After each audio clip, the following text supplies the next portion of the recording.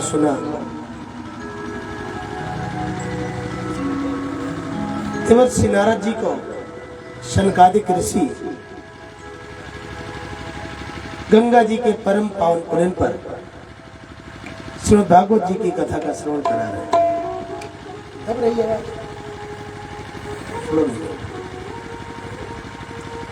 देवर्षि नारद जी ने पूछा, महाराज श्रीमद् भागवत जी की कथा के श्रवण से ज्ञान और वैराग्य ही पुष्ट होते हैं कि पापियों के पाप का भी प्रक्षालन होता है?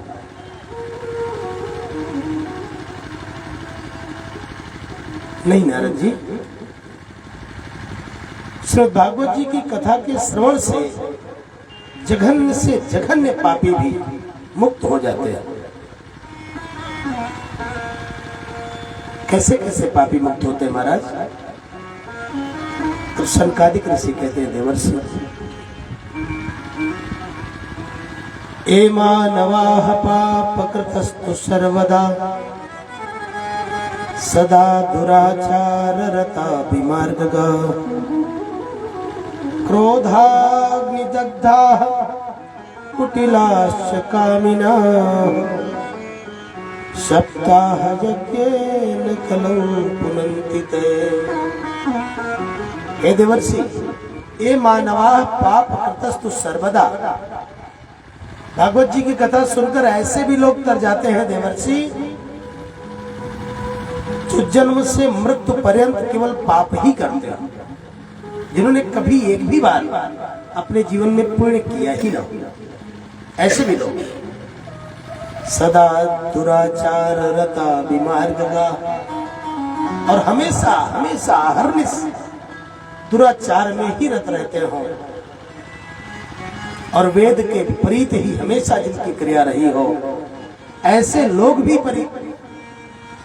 नारद जी अगर एक भी बार भगवान की कथा सुन लेते हैं तो मुक्त हो जाते हैं। और यही नहीं नारद जी, क्रोधाग्निदग्धाः कुटिलाश्च कामिनाः, जो क्रोध की अग्नि में दिन रात जला करते हैं, जो परम कुटिल है, कामी है, परम कामी है, ऐसे भी लोग सप्ताह यज्ञेन कलो पुनन्ति ते। कलयुग में ऐसे प्राणी भी यदि श्रीमद् भागवत जी की कथा का श्रवण कर लेंगे तो तर जाएंगे, मुक्त हो जाएंगे। महाराज ये ऐसे ही कह रहे हैं कि कोई प्रमाण भी है? तब शनकादिक ऋषियों ने कहा कि नारद जी, मैं बिना प्रमाण के तो कोई बात करता ही नहीं। अब आप सुनो, मैं आपको एक बड़ा सुंदर इतिहास सुनाता हूं, जिस इतिहास को सुनने से व्यक्ति के अंतःकरण में परमात्मा के प्रति प्रीति बढ़ती है। और वो चरित्र मैं आपको सुनाता हूं। अत्र ते कीर्तयिष्यामि इतिहासं पुरातनं यस्य श्रवणमात्रेण पापहानि प्रजायते। हे नारद जी, मैं आपको ये कहता है ऐसा इतिहास सुनाता हूं जिसे सुनने से पाप नष्ट होते हैं। ध्यान से सुनो। नारद जी, तुंगभद्रा नदी के तट पर एक गांव था और उस गांव में एक आत्मदेव शर्मा नाम के ब्राह्मण रहते थे। और महाराज वो कोई सामान्य ब्राह्मण नहीं थे, वो ऐसे ब्राह्मण थे कि ज्ञान में तो द्वितीय जो भास्कर, मानो ज्ञान के दूसरे सूर्य, इतने ज्ञानी, और धन दौलत सब कुछ था उनके घर में। ज्ञानी थे, धन दौलत था, सब कुछ था, लेकिन पंडित जी जितना ठीक थे, पंडिताइन जो थी उतना ही विपरीत थी। लोक वार्ता रता क्रूरा प्रायसो बहुजल्पिका। लोक वार्ता रता, अपनी बात नहीं, अपने काम की बात नहीं, दूसरों की बात करने में उनको बहुत मजा आता था। सुबह उठे, जब तक दो चार घर की हाल खबर न ले लें तब तक उनको अन्न नहीं पचता था। प्रायसो बहु जल्पिका, जल्पिका अर्थात अपनी ही बात को हमेशा ऊपर रखना, अपनी ही बात कहना और कहते ही रहना, किसी की बिल्कुल न सुनना। बहु जल्पिका थी, अपनी बात हमेशा ऊपर रखती थी। और सूरा चक्री कृतेषु कृपणा कलह प्रिया, किसी के यहाँ झगड़ा हो रहा हो तो उनको बहुत आनंद आता है, और अगर न हो रहा हो तो झगड़ा करवा देने में बहुत आनंद आता था। तो बताओ महाराज, ब्राह्मणी इतना विपरीत स्वभाव की और पंडित जी इतने शांत, इतने सुशील, इतने ज्ञानी, लेकिन होता क्या है महाराज, गृहस्थ आश्रम ऐसा आश्रम है, अगर दोनों अच्छे मिल जाए तो बहुत सुंदर, ना अच्छे मिल जाए तो भगवान अगर दोनों में से एक को भी अच्छा बना दे तब भी गृहस्थी की गाड़ी ठीक चल जाती है। क्योंकि पंडित जी बुद्धिमान थे और ब्राह्मणी थोड़ा विपरीत थी, लेकिन अपने विवेक से पंडित जी अच्छे से चला रहे थे अपनी गृहस्थी को। लेकिन नारद जी दोनों लोग दुखी थे केवल इस बात को लेकर के कि उनके घर में सब कुछ था लेकिन एक संतान नहीं थी। संतान न होने के कारण पंडित जी बहुत दुखी रहते थे। एक दिन तो आत्मदेव इतना कुंठित हुए कि घर बार छोड़ करके वन में जाकर के प्राण त्याग देने का निर्णय लिया और निकल पड़े अपने घर से वन की ओर। वन में जाकर के जाते रहे, बहुत दूर पैदल चलते चलते एकाएक बड़े जोर की प्यास लगी। सरोवर दिखा, प्यास बुझाकर जैसे ये वृक्ष के नीचे बैठे और बैठ करके जब अपनी स्थिति के बारे में सोचने लगे तो रोने लगे पंडित। रोते हुए ब्राह्मण को एकांत प्रांतर में जब एक सन्यासी ने देखा तो उनको बड़ी दया आई। उन्होंने सोचा कि ये कौन रो रहा है, एकांत में बैठ करके जरूर ये परमात्मा का कोई परम भक्त होगा, चलो इसका मार्गदर्शन करते हैं। वो सन्यासी महात्मा आए और पूछा आत्मदेव ब्राह्मण से, कथम रोदिसि विप्रत्वम काते चिंता बलीयसी वदत्वं सत्वरं मह्यं स्वस्य दुःखस्य कारणम्। हे विप्र, हे ब्राह्मण, तुम क्यों रो रहे हो? कथम रोदिसि विप्रत्वं काते चिंता बलीयसी, इतनी ऐसी कौन सी बड़ी चिंता खाई जा रही है तुमको जिससे कारण इतना रो रहे हो? हे ब्राह्मण, वदत्वं सत्वरं मह्यं, तुम मुझे शीघ्र ही बताओ और मैं तुम्हारी पीड़ा का निदान करने का प्रयास करूंगा। मुझे बताओ तो सही कि तुम्हारे दुख का कारण क्या है। अब तो जब ये सुना आत्मदेव ने कि कोई महात्मा आए हैं और मुझसे कारण पूछ रहे हैं हमारे दुख का, तो बोल पड़े। उन्होंने कहा, हे भगवान, किम ब्रवीमिर्षे दुःखम पूर्व पापेन संचितम मदीयाः पूर्वजास्तोयं कवोष्णमुपभुञ्जते।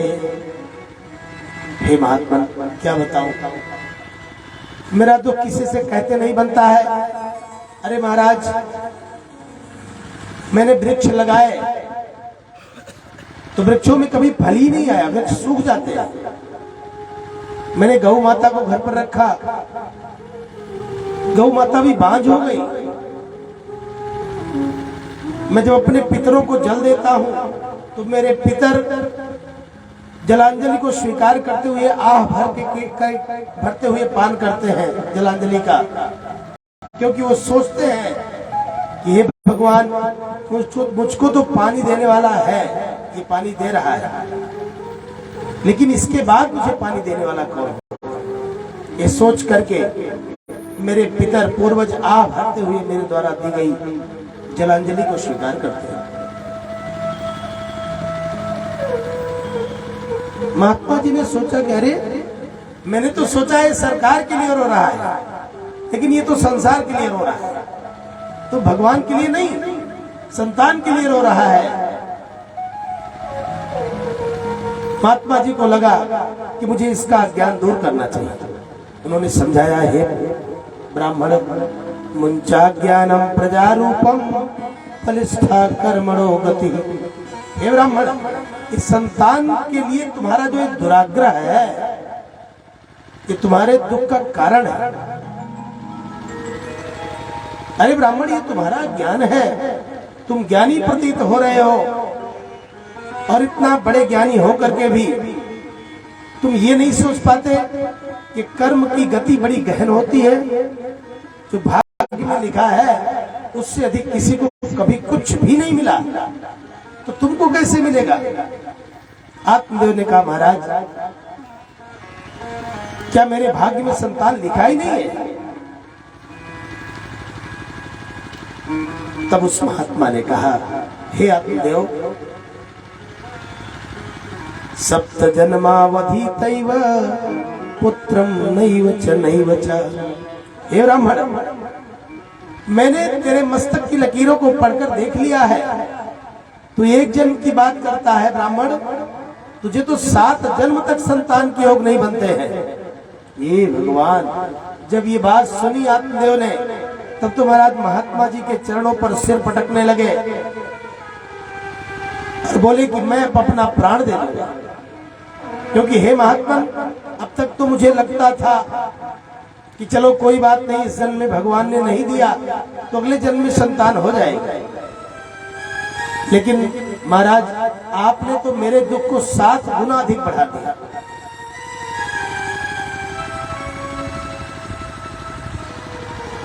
क्योंकि अब 7 जन्म तक मुझे संतान नहीं मिलेगी, अब तो मैं जिंदा ही नहीं रहूंगा। या तो महाराज मुझे आप संतान दीजिए, अन्यथा मैं अपने प्राण दे दूंगा।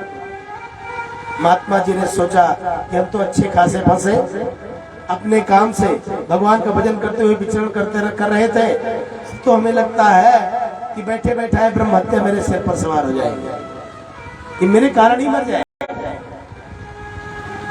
महात्मा जी को दया आई। और बंधुओं, भगवंत की व्यवस्था में यदि परिवर्तन करने की सामर्थ्य इस सृष्टि में किसी को है, केवल और केवल संत के चरणों को, संत चरण को। केवल संत ही है, महात्मा ही है, जो परमात्मा के विधान में भी परिवर्तन करने की शक्ति रखते हैं। क्योंकि जो ब्राह्मण सात्विक है, जिसका चिंतन श्रेष्ठ है, जो वेद पढ़ता है, जो सदाचारी है, इस युग में भी महाराज उसकी कही गई बात की गारंटी स्वयं भगवान लिया करता है। तो जो कह देता है उसको पूरा करने की जिम्मेदारी भगवान की हो जाती है। और ब्राह्मण को दया आई। आत्मदेव शर्मा को उन्होंने एक फल दिया, ब्राह्मण ये फल ले ले और इसे अपनी पत्नी को खिला देना, तुझे संतान हो जाएगा। इदम भक्षय पत्न्या तुम ततः पुत्रो भविष्यति। ये फल लो और इसे अपनी पत्नी को खिला देना, तुमको संतान हो जाएगा। अरे आत्मदेव तो बहुत प्रसन्न हो गए, उनकी खुशी का ठिकाना न रहा। महात्मा जी के कृपा का प्रसाद लिया हाथ में और पूछा, भगवान क्या इसके लिए कुछ नियम पालन भी करने होंगे या केवल ग्रहण ही कर लेना है? तब उस महात्मा ने कहा कि आत्मदेव, इस फल को जब अपनी पत्नी को खिला देना तो उनसे कहना कि 1 वर्ष तक सात्विक चिंतन करेंगी, सात्विक जीवन जिएंगी, क्रोध नहीं करेंगी, हमेशा भगवान का भजन किया करेंगे। ठीक है महाराज। इतना सुन करके आत्मदेव ने महात्मा जी को प्रणाम किया और फल लेकर दौड़े दौड़े चले आए। घर में उनकी श्रीमती जी विराजमान थी। आत्मदेव शर्मा जी ने उनको फल दिया। देवी, ये फल तुम ग्रहण कर लो, महात्मा जी ने कहा है कि इससे तुमको संतान होगा। ठीक है पंडित जी, अभी मैंने स्नान इत्यादि नहीं किया है, फल को रख दो, अभी खा लेती हूँ। ठीक है देवी, खा लेना। इतना कह करके पंडित जी चले गए और धुंधली वो फल लिए बैठी है। अब धुंधली कुतर की बुद्धि है महाराज। आदमी कुतर्क बहुत करता है। देखो भगवान ने सबको 3 चीजें दी है महाराज, तन मन और धन। 2 और है, बुद्धि और विश्वास। भगवान ने सबको बुद्धि दी है, चाहे थोड़ी चाहे कम चाहे ज्यादा, दी है जरूर सबको। लेकिन इंसान क्या करता है महाराज, बुद्धि और विश्वास का उपयोग नहीं कर पाता। विश्वास करना चाहिए उसको भगवान में, तो विश्वास करता है संसार में, संतान में। और बुद्धि लगानी चाहिए उसको संसार में, तो बुद्धि लगाता है भगवान में। उपयोग अगर हमको नहीं आया तो परमात्मा चाहे जितनी संपदा दे दे, चाहे जितनी बुद्धि दे दे, वो निष्प्रयोज्य है, किसी काम की नहीं। और यही दशा हुई आज। देखो धुंधली को संत की कृपा का फल मिला है, लेकिन वो बुद्धि लगा रही है कहाँ, संत की कृपा के फल। हे भगवान, ये पंडित जी भी पता नहीं कहाँ कहाँ से जोगा टुटका करा कर लाते रहते हैं। अब बताओ, आज फिर ये फल लेकर आए हैं।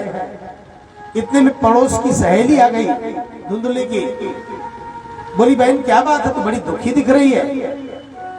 धुंधली ने कहा बहन क्या बताऊं, ये पंडित जी भी ना रोज कहीं से कुछ झाड़ फूक करवा कर लाते रहते हैं। आज भी ये फल लाए हैं, अरे इसको खा लो, संतान हो जाएगा।